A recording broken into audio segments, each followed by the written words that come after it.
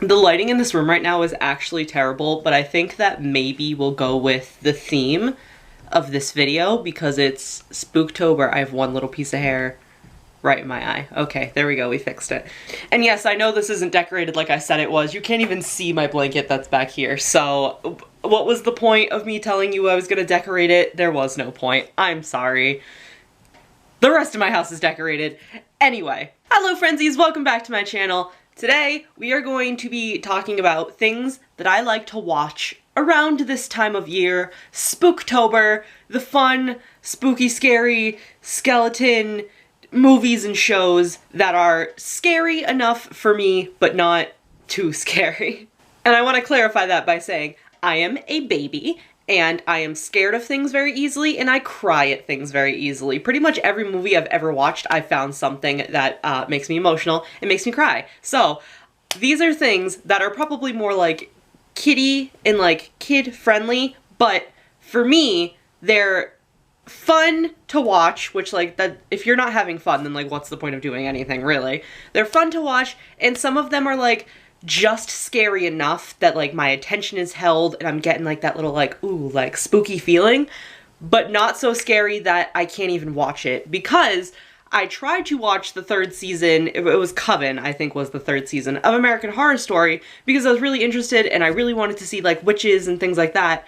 I watched the first 10 minutes of Coven, like the first 10 minutes of the first episode where it's like Madame LeBeau when she's doing like, it's like her big intro thing where she's like murdering her slave.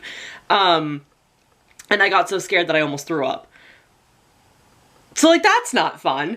But what is fun is the couple of things, movies, and shows that I'm going to tell you about right now. I was going to say down below, but there's nothing down below. Probably just my usual links. Follow me on Instagram and Twitter and Tumblr if you're interested. So I kind of have everything written down in like a scale of probably like most kid-friendly to least kid-friendly. There's only 4, but we're gonna do it anyway because they are things that I do really like to watch if they're available during this month because it's the vibe. So the first one I have is Scary Godmother, Halloween Spooktacular. It is one of my favorite movies of all time. It was on Cartoon Network, I believe, the first time I ever saw it. And if you've never seen it before, it's basically this little girl, Hannah Marie, likes Halloween, but it's very scary. She's very, very scared of everything involving Halloween. And her parents make her cousin Jimmy take her trick-or-treating with like him and his friends. The friends don't want, you know, little baby Hannah, like, you know, dragging them down, stopping them from getting candy. So they pull a prank on her and like kind of lock her in the old like haunted house at the end of the road. And it's very like, poor thing is like having a panic attack essentially, but like in a kid-friendly way because it's a kid's movie, I guess. And then while she's freaking out, Scary Godmother comes and rescues her and takes her to her home called the Fright Side, where it's always Halloween. And Hannah Marie just like meets, you know, the people that live in the Fright Side and kind of learns that Halloween is not that scary. It can be very fun and like the best time of your life. And then she gets a skeleton key and it's adorable because then she can always go back to the Fright Side whenever she wants to. Yes, I have seen the sequel. It's like Jimmy's Revenge or something. It's a bad one. I don't like that movie. I like all the interactions with Hannah Marie. I don't like any of the interactions with Jimmy, which unfortunately is a big chunk of that second movie. So no, I don't like that one. And from the first movie, my favorite part is when Hannah Marie's talking to like this vampire kid. His name's Orson. And he's trying to like figure out like who she is, like, cause he's a vampire, he's from the Fright Side, and he doesn't get that she's like a human. So he's talking to her and he's like, so do you like sleep in a coffin with your parents or do you have your own? And Hannah's like, I don't sleep in a coffin. And he just goes, you're homeless? And it's my favorite part of that movie.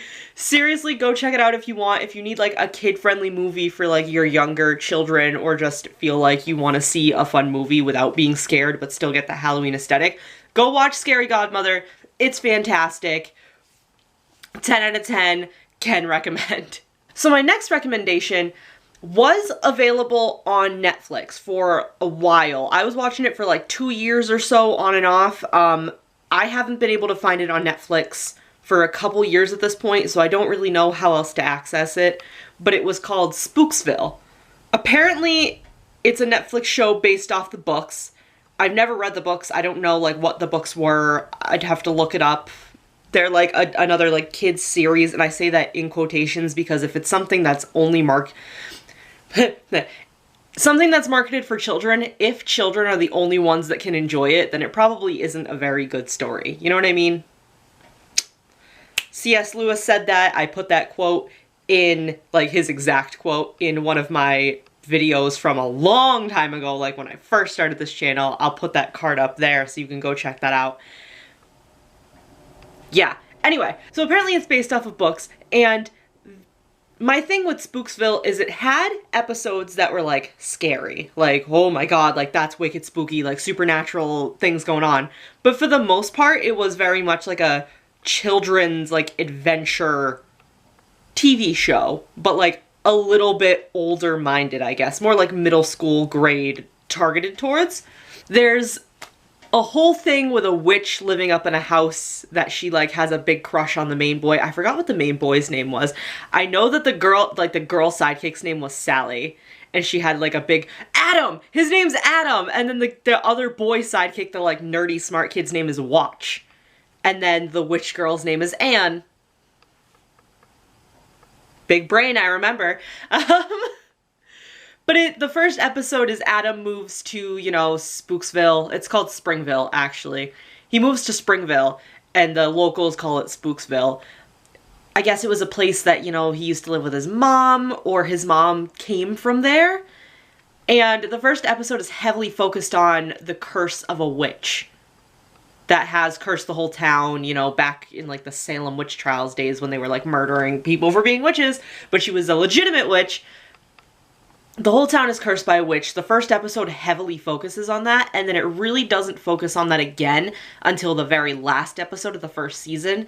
There was never a season 2 as far as I know, but they did very much leave it as, like, there is going to be more happening in season 2. So the first episode and the last episode are the ones that are most, like, supernatural, spooky themed. Everything else was more of, like, a silly, you know, weird happenings adventure story. There's a prehistoric alien living in the earth at one point. There's ninjas. There's a zombie episode. There is gnomes that, like, come to life, which that episode actually genuinely terrified me because I have a fear of garden gnomes. There's that episode. What's the other episode? Oh, there's, like, a lake monster that's, like, eating teenagers because some guy of, like, the guy in charge of the yacht club is, like, tricking people into, like, being sacrifices instead of him being a sacrifice. It was kind of a weird show. I still really enjoyed it, especially during this time of year, because it was just enough of that spooky feel that you're like, heck yeah, gonna get cuddled in bed and watch some Spooksville. The next TV show, this is on the more, like, not kid-friendly side, even though I know this is something specifically, like, marketed for, like, middle grade kids. It is R.L. Stine's The Haunting Hour. Again, this is something that was available on Netflix for a long time, and now I can't seem to find it, and I haven't been able to really find it anywhere else that it's available. I hope that I could find it, like, on DVD or something, because it was really good. So everybody knows R.L. Stine from Goosebumps. I don't think I've ever actually read or watched anything, like, specifically that was Goosebumps, but The Haunting Hour, I saw every single episode. And again, some of the episodes were very, like, just kind of cheesy kid adventure. Like, there was an episode that was, like, the old, like, 50s movies where somebody becomes, like, the Fly, and it's, you know, like, kid DNA mixed with, like, fly DNA, and, you know, they're half fly. There was an episode that was pretty much that, and the kid was, like, brought back in time and, like, turned into a fly monster, and then his friends kind of were just like, we can't save him, and that's what he wants for himself, so I guess we'll just leave him, and it was, like, a weird thing. But there were certain episodes, like Scary Mary was fucking terrifying.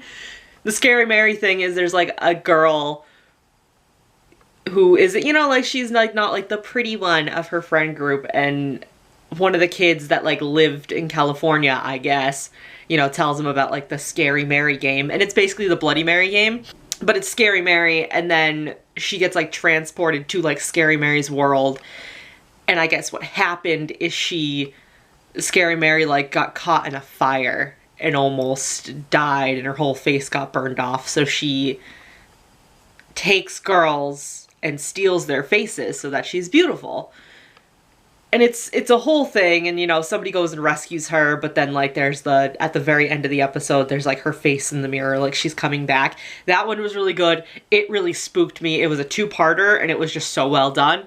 What other one was there that was really good? Oh my god, I forgot what it was called, but it was these kids that like, it's a brother and sister duo, and like the older sister likes to go to the graveyard and like do like charcoal rubbings of gravestones.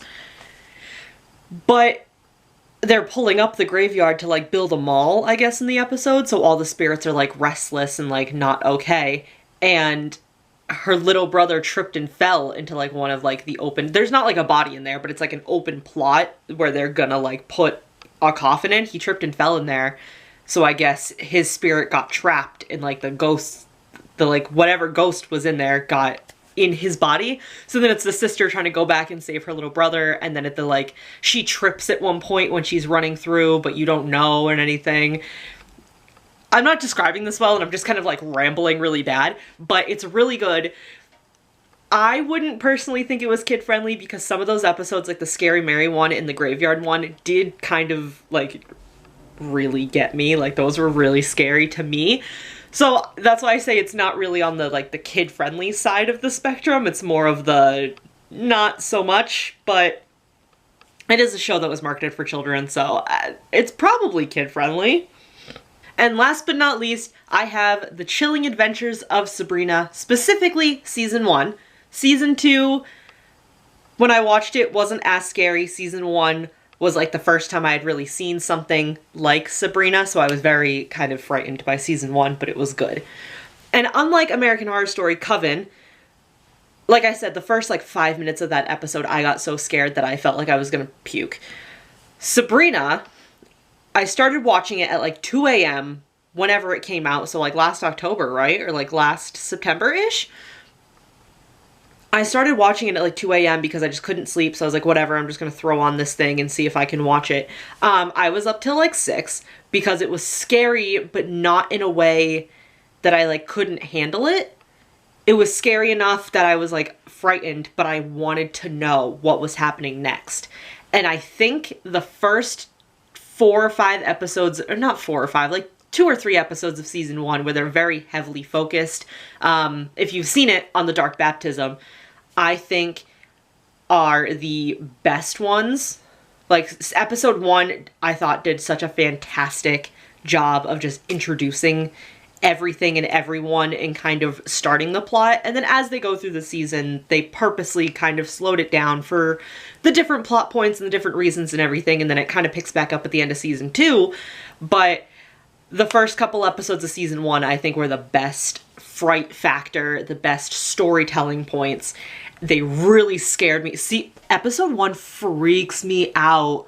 Like, the dream she has, and then when she's chased through the freaking corn maze. Spoilers if you haven't watched the first episode of Sabrina.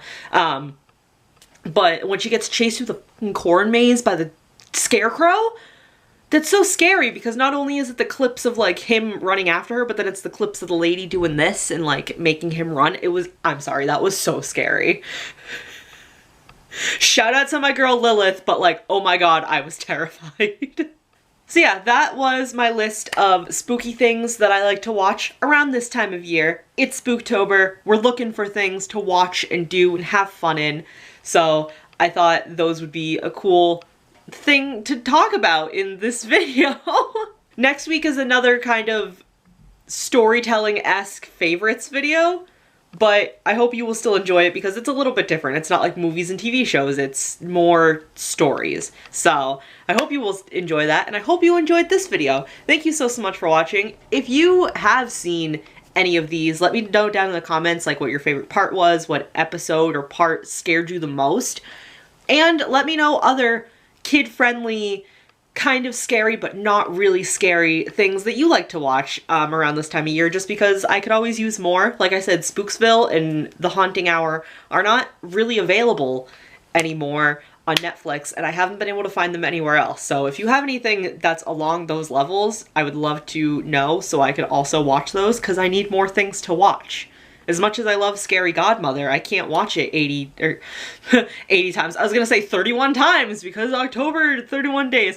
I'm gonna stop now. I feel like I'm getting very like goofy. So we're done with that. Please leave a like if you enjoyed, and I will see you guys in the next video. Bye! My hair feels sticky today. Even though it's not. Like, it's fluffy, but it feels sticky.